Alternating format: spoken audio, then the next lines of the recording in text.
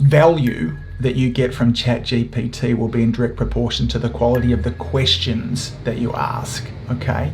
I want to take you through some best practices that will help you ask better questions. The first is really clear prompts. So I'll take you through here. Again, write a 500 word. How long do you want this to be? Okay, so it's a blog post. It's 500 words that explains the benefits of chiropractic care for athletes. The second part here is always list the target audience. I bang on about this all the time, is that our marketing needs to be directed towards a person. And just because we are using ChatGPT doesn't mean that we take that away as well. Clarify tone of voice. A lot of the information that comes back from ChatGPT is devoid of emotion.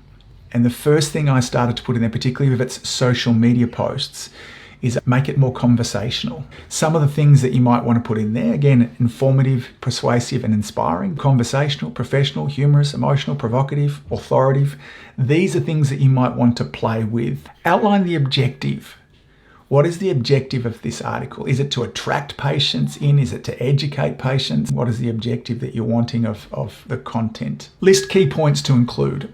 This has been helpful for me also to think in advance. What are the bits of information I want in there? This is a very detailed list that I've put in here.